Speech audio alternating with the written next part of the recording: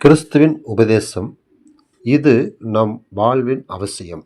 கிறிஸ்துவுக்குள் பிரியமான சகோதர சகோதரிகளே, தேவனுடைய பிள்ளைகளே, அன்பான நண்பர்களே, உங்கள் யாவருக்கும் ஆண்டவர் இயேசு நாமத்தினாலே வாழ்த்துக்களை நாங்கள் தெரிவித்துக் கொள்கிறோம். கிறிஸ்துவின் உபதேசம் என்ற தலைப்பின் கீழாக தொடர்ந்து நாம் சத்தியங்களை படித்து வருகின்றோம். அந்த வகையில் இன்று நாம் படிக்கும் சத்தியம், தேவனுடைய நோக்கம் அல்லது சித்தம், அவருடைய தீர்மானம் இது என்ன என்பதை அறிந்து அதுக்கு நாம் கீழ்ப்படிய வேண்டும்.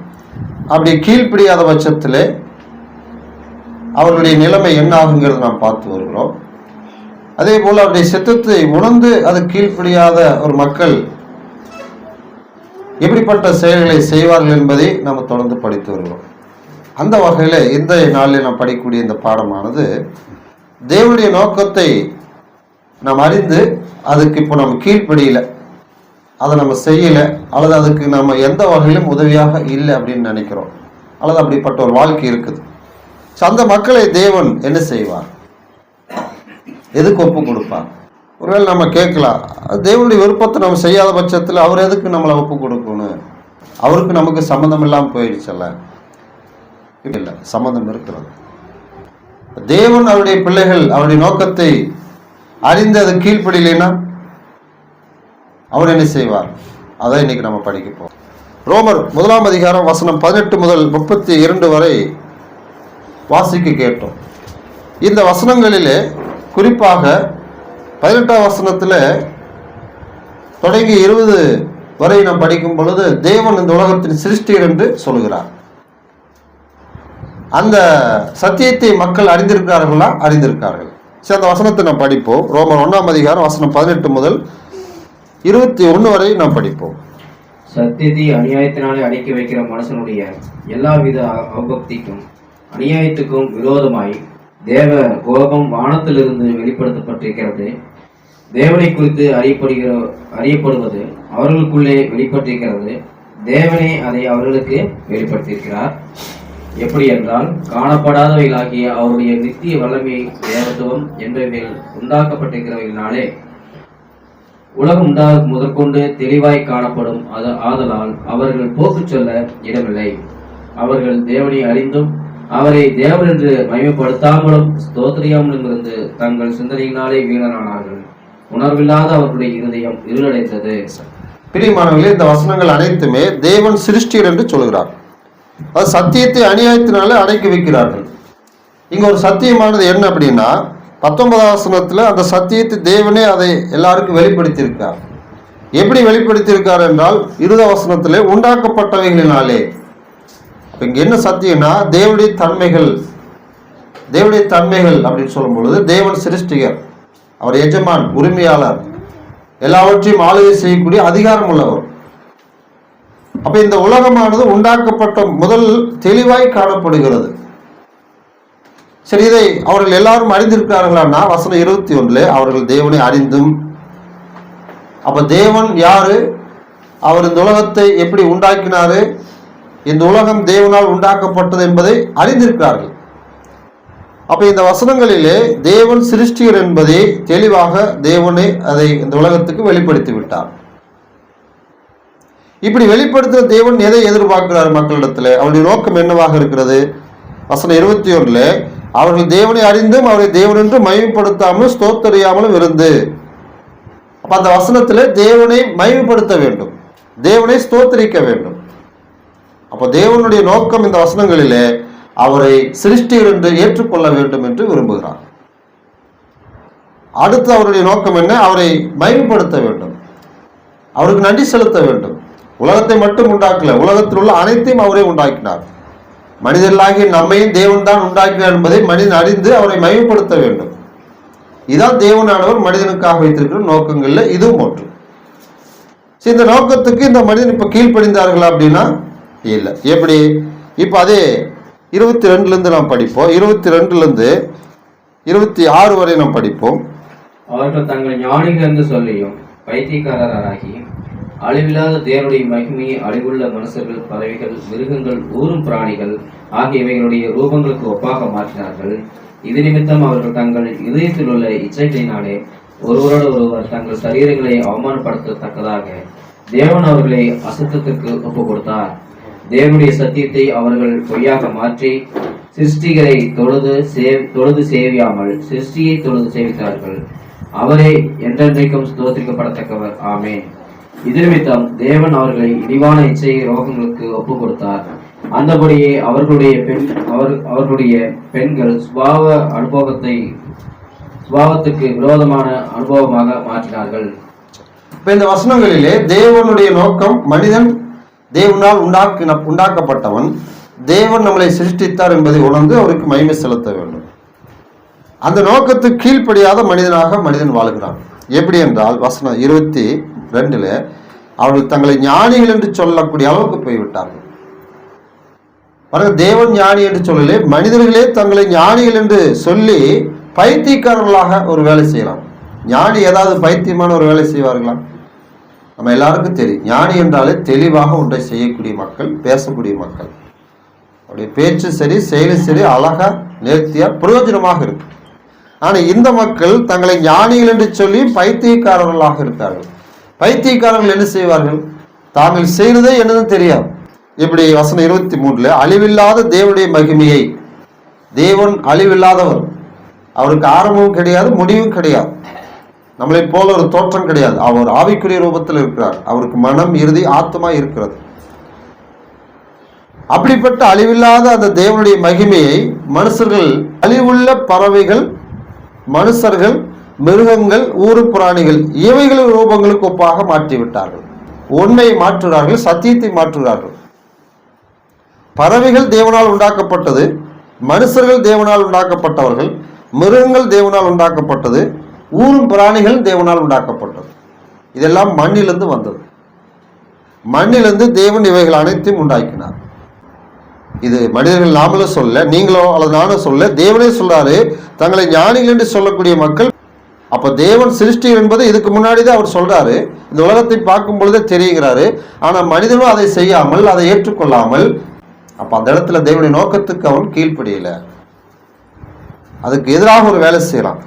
அது எதிராக வேலை செய்த மனுஷன் இன்னும் என்ன செய்யலாம் பாருங்க. 25 வசனத்துல தேவனுடைய சத்தியத்தை அவர்கள் பொய்யாக மாற்றி, 18-19 தேவனுடைய சத்தியமானது வெளிப்படுத்தப்பட்டது. அந்த சத்தியம் தேவன் சிருஷ்டிகர். இப்ப அந்த சிருஷ்டிகர் அந்த சத்தியத்தை மனிதன் எப்படியாக மாற்றுறான்? பொய்யாக மாற்றுறான். பொய்யாக எப்படி மாற்றுனா? வசனம் 23 சொல்லப்பட்ட அந்த மனுஷர், பறவை, மிருகங்கள், ஊரும் பிராணிகளுக்கு ஒப்பாக ரூபத்தை உண்டு பண்ணி, உண்மைக்கு மாறாக பொய்யை ஒன்றை உருவாக்கி விட்டான். அடுத்தது சிருஷ்டிகரை தொழுது சேவிக்க வேண்டும். அவருக்கு எல்லா கனமும் மகிமை உண்டு, அவருக்கே நம்ம கீழ்ப்படிய வேண்டும், அவர் சொல்லுகிறபடி நம்முடைய வாழ்க்கை இருக்க வேண்டிய அந்த நோக்கத்தை புரிந்து வாழ வேண்டும். ஆனால் மனிதனும் அதை செய்யாமல் சிருஷ்டியை தொழுது சேவித்தார்கள். தேவனால் உண்டாக்கப்பட்ட மனிதன் தேவனுக்கு கீழ்ப்படிய வேண்டும். ஆனால் மனிதனோ தேவனால் உண்டாக்கப்பட்டவைகளை தெய்வமாக வணங்க ஆரம்பித்து விட்டார். அவரே என்றென்றைக்கும் ஸ்தோத்திரிக்கப்பட்டவர். ஆமேன். இதுதான் சத்தியம். ஆனா வசனம் 23 வசனம் 25 மனிதர்கள் தேவனுடைய நோக்கத்துக்கு கீழ்ப்படியாமல் வேறு வேலைகளை செய்தார்கள். சரி, இப்படிப்பட்ட ஒரு செயலை செய்கிற அந்த மக்களை தேவன் எதுக்கு ஒப்பு கொடுப்பார்? இப்போ வசனம் பாருங்க 24 வசனம் 24 நாம் படிப்போம், மீண்டும் படிப்போம். இது நிமித்தம் அவர்கள் தங்கள் இதயத்தில் உள்ள இச்சைகளினாலே ஒருவர் தங்கள் சரீரங்களை அவமானப்படுத்தத்தக்கதாக தேவன் அவர்களை அசுத்தத்துக்கு ஒப்பு கொடுத்தார். அப்போ தேவன் நோக்கத்துக்கு கீழ்ப்படியாத மனுஷனை தேவன் என்ன செய்யறாருன்னா அசுத்தமானதுக்கு ஒப்பு கொடுத்து விடுவார். அசுத்தமானதை செய்யும் பொழுது யாரும் பக்கமாக வரவே மாட்டார்கள். அசுத்தமானதை பேச கூட நம்ம விரும்ப மாட்டோம். அசுத்தமானதை தொட விரும்ப மாட்டோம். அசுத்தமான இடத்துல குடியிருக்க விரும்ப மாட்டோம். ஆனால் ஒரு வகையில தேவன் சிருஷ்டியர் என்று ஏற்றுக்கொள்ளாத நம்மை, அல்லது யார் அதை செய்கிறார்களோ அவர்களை தேவன் அசுத்தமானதுக்கு ஒப்பு கொடுப்பார். இல்லை, நம்ம எல்லாம் சுத்தமாக தானே இருக்கிறோம், இருக்கிற இடம் சுத்தம்னு நினைக்கலாம். நம்முடைய இருதயம் அசுத்தமாக போகிறது. பொய்யை நம்பும், பொய்யை பேச சொல்லும், பாவங்களை செய்ய சொல்லும். அந்த பாவங்கள் நமக்கு சந்தோஷத்தை தரும், அது ரொம்ப இன்பமாக இருக்கு. பட் இதெல்லாம் நமக்கு எப்படி இருக்குதுன்னா நல்லா இருக்குது. ஆனால் தேவன் சொல்றார் இதெல்லாம் ஒரு அசுத்தம் என்று சொல்லுகிறார். அந்த அசுத்தத்தை எப்படி விளக்குறார் பாருங்க. தங்கள் இருதயத்தில் உள்ள இச்சைகளினாலே ஒருவரோடு ஒருவர் தங்கள் சரீரங்களை அவமானப்படுத்தத்தக்கதாக நம்முடைய சரீரத்தை நாமே அவமானப்படுத்துவோம். காலை எழுந்த உடனே முகம் கழுவாம வெளியில் வர விரும்ப மாட்டோம், குளிக்க மாட்டோம், சுத்தமான ஒரு வஸ்திரத்தை போட்டுக்க மாட்டோம், நம்ம வீட்டில் சுத்தமாக வைத்துக் கொள்ள மாட்டோம். சரி, இதை அப்படியே தொடர்ந்து நடக்குது. என்னாகு? அசுத்தங்கள் அதிகமாகும். அப்போ அதுலேருந்து வியாதிகள் பரவ ஆரம்பிக்குது. அடுத்தவர்கள் நம்முடைய வீட்டுக்கு வரக்கூடியவங்களா இருந்தாலும் அப்படியே வரக்கூடியவர்கள் நின்று விடுவார்கள், வரமாட்டாங்க. அப்போ மனுஷனுடைய தொடர்பு துண்டிக்கப்படுது, அவர் தனிமைப்படுத்தப்படுவார். அப்போ கொஞ்ச நாள் அவருக்கு வியாதிகள் வந்து மரணத்தை சந்திக்க வேண்டியதான். பூமிக்குரிய வகையில் ஒரு அசுத்தமானது நமக்கு இவ்வளவு பெரிய பிரச்சனை கொடுக்குது. எந்த வசனம் சொல்லுது? உங்களுடைய இருதயம் அசுத்தத்துக்கு போகும். திரும்பி அந்த தேவனுடைய நோக்கத்துக்கு கீழ்ப்படியாத மக்களை தேவன் எதுக்கு ஒப்பு கொடுக்காருன்னு பாருங்க. வசனம் 26, 27 நாம் படிப்போம். இது நிமித்தம் தேவன் அவர்களை இழிவான இச்சை ரோகங்களுக்கு ஒப்பு கொடுத்தார்.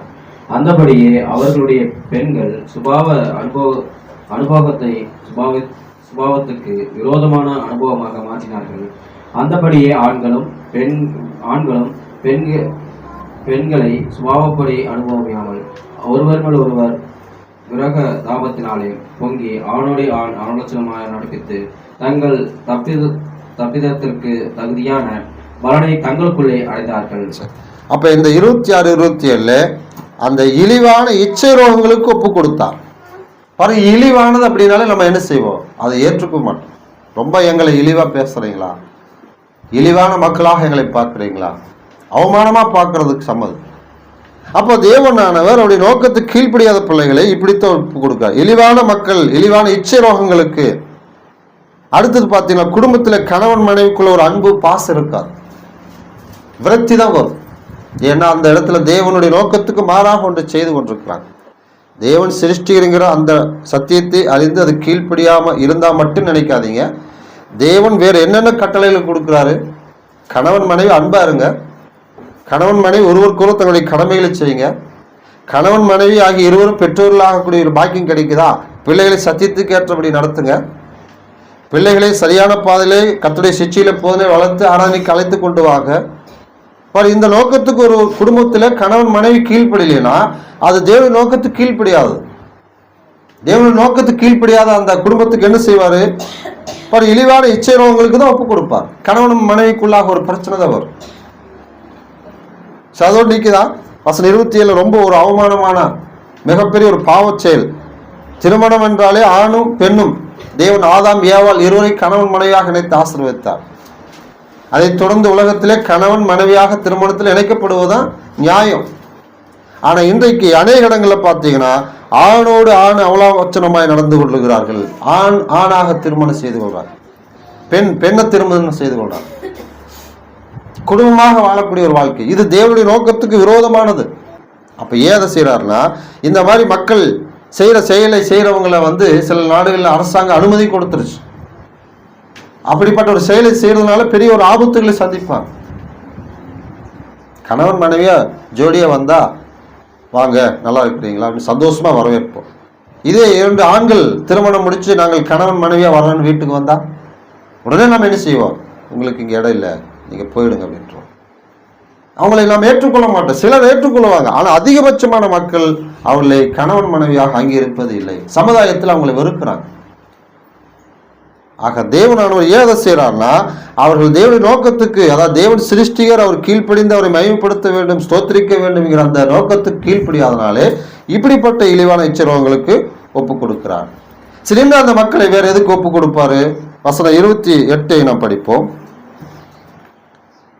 தேவனை அறியும் அறிவை பற்றி கொண்டிருக்க அவர்களுக்கு மனதில்லாத இருந்தபடியால் தகாதவைகளை செய்யும்படி தேவன் அவர்களை கேடான சிந்தைக்கு ஒப்பு கொடுத்தார். சரி, அவர் மீண்டும் அந்த மக்களை எப்படி ஒப்பு கொடுக்கிறாரு? அழகா தேவன் சொல்ல, தேவனை அறியும் அறிவை பற்றி கொண்டிருக்க அவர்களுக்கு மனதில்லை. சிலருக்கு தேவன் சிருஷ்டிகர் என்று தெரியும். இதுக்கு முன்னாடி நாம் படித்தோம். அநியாயமாக அந்த சத்தியத்தை அடக்கி வைக்கிறார்கள், சத்தியத்தை பொய்யாக மாற்றுகிறார்கள், தேவனை அறிந்தும் அவரை மகிமைப்படுத்தவில்லை. பாரு, இதெல்லாம் தெரிந்தே செய்கிறார்கள். இதே போல சபையில விசுவாசியில் நாமளும் நம்முடைய வாழ்க்கையில தேவன் நமக்குன்னு என்ன நோக்கங்களை நியமித்து வைத்திருக்காரோ அதை வேதத்தில் நம்ம படிக்கிறோம், அதை உணர்ந்து கொள்கிறோம், நல்லா தெரியுது, ஆனால் அதுக்கு நம்ம கீழ்ப்படுகிறது. சில வசனங்கள் இதுக்கு முன்னாடி கடந்த வாரத்தில் அதுக்கு முந்தின வாரம் படித்தோம். தேவனுடைய நோக்கம் என்னென்பதை தெரிந்தே நம்ம கீழ்ப்படியாத மக்களாகவும் இருக்கிறோம். இரண்டாவது, அதுக்கு எதிராக செயல்படக்கூடிய மக்களாகவும் இருக்கிறோம். உலகம் அப்படி செய்து விசுவாசிகளாகிய நாமளும் அப்படித்தான் செய்கிறோம். திருப்பி இந்த வசனம் என்ன சொல்லுது? அப்படி செய்கிற மக்களாக இருந்தால் அவர்களை தகாதவைகளை செய்யும்படி தகுதியான வேலைகளை செய்ய விட மாட்டாங்க. நம்ம எதையாவது ஒன்று பேசலாம்னு நினைப்போம். பேசி முடித்ததுக்கு அப்புறம் உங்களுக்கு இது தகுதியே இல்லை, நீங்கள் எதுக்கு இது பேசுனீங்க, நமக்கு அவமானம். ஒன்று நம்ம செய்கிறோம், செய்து முடித்த பிற்பாடு அதை நம்ம மெச்சிக்கொள்கிறோம். ஆனால் சம்மந்தப்பட்டவங்க, உங்களுக்கு தகுதி இல்லாத இந்த வேலையை நீங்கள் ஏன் செய்தீங்க, உங்களை யார் இதை செய்ய சொன்னாங்க? சரி, வெளியில் அப்படின்னா வெளியில் அதிகமாக சொல்லுவாங்க. சபையில் கூட சில நேரத்தில் சரி பரவாயில்ல, இதை தெரியாமல் செஞ்சுட்டாலும் விசுவாசிகள் அது ஊழியக்காரங்களா பரவாயில்ல விட்டுட்டு போயிடுவாங்க. ஆனால் வெளி இடங்களில் போய் நம்ம செய்யும் பொழுது உடனே சொல்லிடுவாங்க, இது உங்களுக்கு தகுதி இல்லை, நீங்கள் இதை செய்யாதீங்க. ஏன் அதை நம்ம அந்த இடத்துல அதை அனுபவிக்கிறோம்? தேவனுடைய நோக்கத்துக்கு நம்ம ஏதோ ஒரு விஷயத்துக்கு நம்ம கீழ்ப்படியல. தேவன் நமக்கு என்னென்ன நோக்கங்களை கொடுத்திருக்காரு நம்ம தெரிந்திருக்கிறோமா? ஆம், தெரிந்திருக்கிறோம். அவைகளை ஏதோ ஒன்றுக்கு நம்ம சரியாக கீழ்ப்படியல, அதனாலதான் இந்த அவமானத்தை தேவன் கொடுத்திருக்காரு.